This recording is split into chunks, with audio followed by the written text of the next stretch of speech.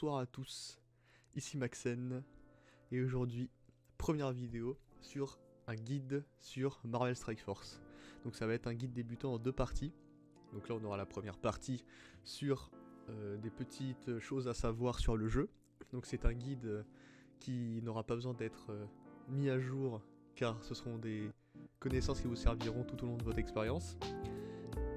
Et le deuxième guide sera comment bien farmer les personnages, donc comment farmer de manière efficace pour pas trop se disperser et ainsi avoir la progression la plus fluide possible.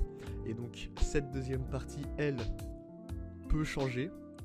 D'ailleurs là je l'ai faite aujourd'hui, nous sommes en janvier. Il n'est pas impossible qu'au mois de février elle change, il n'est pas impossible qu'au mois d'avril elle change, donc vous voyez que ce n'est pas écrit dans le marbre. Et donc, sans perdre plus de temps, nous allons commencer par le guide MSF. Du coup, la règle d'or, évidemment, n'oubliez pas, ça reste un jeu pour s'amuser, hein, évidemment. Si le jeu vous prend trop de temps, si vous ne vous amusez plus, ça ne sert à rien de continuer. Voilà. Deuxième chose aussi, évidemment, vu que c'est fait pour s'amuser, n'hésitez pas à monter. Donc évidemment il y aura un guide pour farmer les personnages de manière efficace, mais vous pouvez évidemment monter votre team favorite, ça reste avant tout un jeu vidéo. Donc d'abord on va commencer par le nerf de la guerre, donc les noyaux.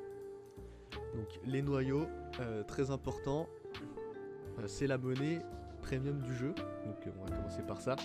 Donc comment les dépenser? Vous verrez qu'il y a plusieurs manières de les dépenser, on peut ouvrir des orbes avec. Ce qu'il ne faudra pas faire, ouvrir les orbes, c'est peut-être le pire moyen de dépenser ses noyaux. Et donc la manière la plus efficace sera de faire les recharges énergie, donc 4 fois par jour. Donc faire celle à 50, donc ça fera un total de 200 noyaux par jour. Vous verrez que si vous êtes bien classé en arène, ce sera très simple à faire et vous allez même gagner des noyaux chaque jour. Et ensuite, dans les campagnes, dans les campagnes et événements de personnages seulement. Donc les événements de personnages, ce sont des événements où on gagne des éclats de personnages. Donc c'est comme une mini campagne mais pour débloquer un personnage. Et là aussi, il faudra mettre des noyaux. Donc là, ce sera un minimum de 50 par jour. Mais si vous êtes très bien classé en arène et que vous avez une grosse réserve de noyaux, le plus optimal sera de faire 600 par jour. Mais pour l'instant, si vous êtes au tout début du jeu, 600 noyaux par jour, ça vous concerne pas tout de suite, mais vous verrez que ça va arriver assez vite. Donc ensuite, nous avons les personnages. Donc évidemment, c'est un jeu de collection de personnages, donc il y a des personnages. Et donc là, on va prendre l'exemple de notre mascotte, le Docteur Fatalis, pour vous expliquer un peu comment fonctionnent les personnages. Donc chaque personnage a un tag, enfin plusieurs tags même. Ils ont d'abord un tag d'affiliation, donc vilain ou héros, donc évidemment c'est en fonction de si le personnage est un héros ou un vilain. Là, Fatalis est un vilain, Iron Man il serait héros, par exemple, Captain America serait héros, Ultron serait vilain. Ensuite, la localisation, donc c'est dans quel milieu le personnage évolue. Donc pour Dr Fatalis c'est mondial, mais on a le mondial, ville et cosmique. Par exemple un personnage comme Spider-Man lui sera ville, car Spider-Man agit en ville, ou alors les gardes de la galaxie, eux, seront cosmiques. Voilà. Ensuite, on a une origine. Donc là, c'est le moment où je me suis dit que j'aurais peut-être pas dû prendre Doctor Doom, car Doctor Doom, lui, a deux origines. Donc techno-mystique, sachant qu'il y a techno-biotechnique, mystique, mutant. Il n'y a que deux personnages dans le jeu qui ont deux origines. La plupart en ont qu'une seule. Et donc c'est l'origine de leur pouvoir. Donc Doctor Doom manie les arts mystiques, donc il a mystique. Iron Man a une armure, donc il est techno. Spider-Man a eu ses pouvoirs d'une morsure d'araignée, il est donc biotechnique.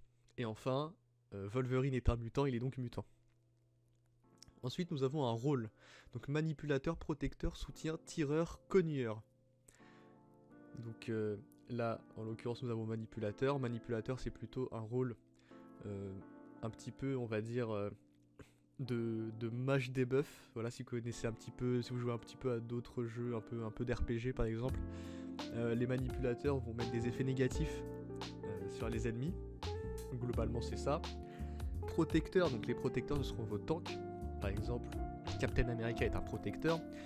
Les soutiens seront plutôt du coup des supports qui vont heal, apporter de la résistance à votre équipe.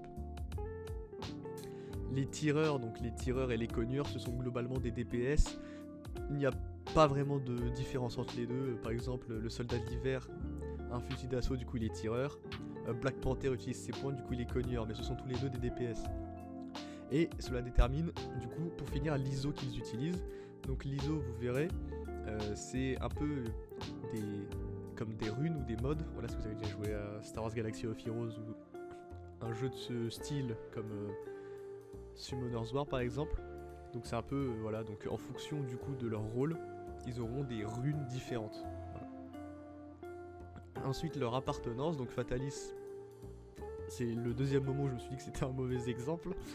Il n'a pas d'appartenance, mais par exemple, d'ailleurs il n'y a que 2 personnages je crois qui n'en ont pas, ou 3. Il y a du coup Docteur Fatalis, Ultron et un personnage inédit du jeu qui s'appelle Kestrel, donc qui n'existe pas dans Marvel, qui a été inventé par le développeur. Mais sinon, donc comme je l'ai mis dans l'exemple, Captain America il aurait Avengers, il aurait Shield, Spider-Man il aurait Web Warrior, et voilà, etc. Donc ça marche avec tous les personnages du jeu. Certains contenus nécessitent différents traits, donc pour avancer dans certaines campagnes il faudra certains personnages, pour faire certains événements il faudra encore d'autres personnages, mais ça on verra ça plus tard, notamment dans le deuxième guide. Ensuite, chaque personnage a des statistiques, donc là pour le coup il n'y a pas d'exception, tous les personnages disposent de ces statistiques là, il n'y a pas de personnage qui en a une en plus ou une en moins.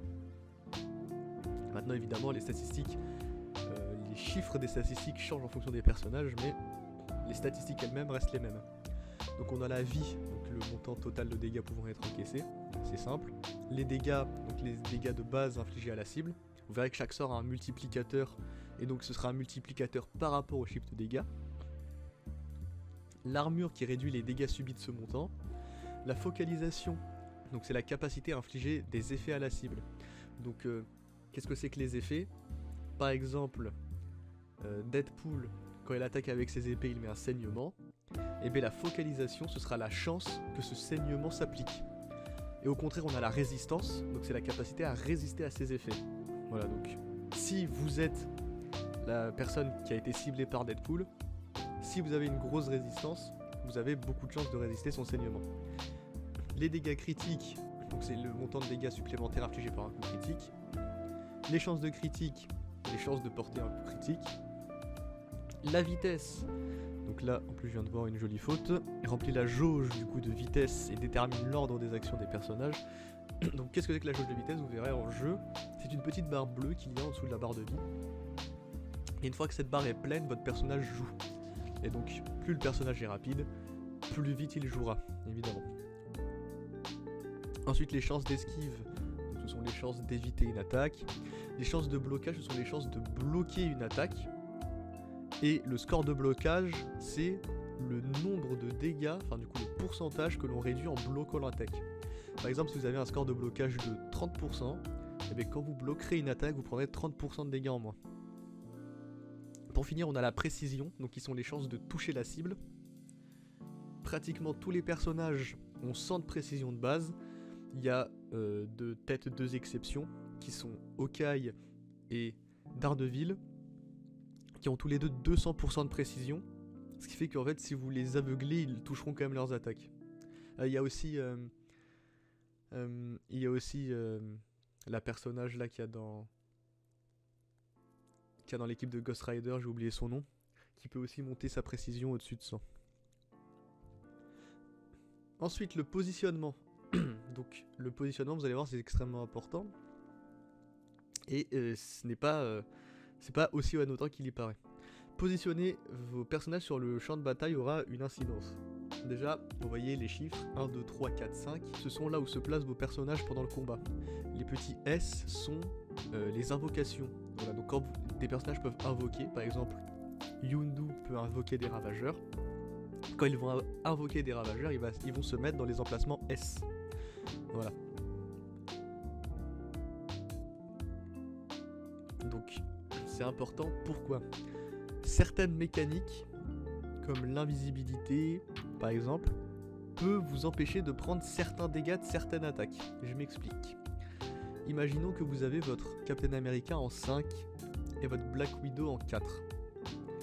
Il y a un type d'attaque qu'on appelle enchaînement, ce qui fait que si vous visez la cible 5, l'enchaînement fera 5, ensuite il ira sur un des deux S ou le 4, évidemment on va partir du principe que les S sont vides, d'accord? Ce sera plus simple. Donc il ira sur 5, puis 4, puis 3, puis 2, puis 1. Si votre personnage en 4, par exemple c'est Black Widow, si elle est invisible, et bien l'enchaînement s'arrêtera à 5. Voilà. Donc certaines mécaniques peuvent vous réduire les dégâts subis. Ou par exemple il y a d'autres types de dégâts qu'on appellera dégâts splash. Donc ça veut dire que par exemple si j'attaque le personnage en 3, ça touchera le personnage 2, le personnage 4 et les 3 S qui sont collés aux 3. Donc si par exemple je mets mon tank en 5 et qu'il prend une attaque splash, et bien ça touchera que mon personnage en 5 et en 4.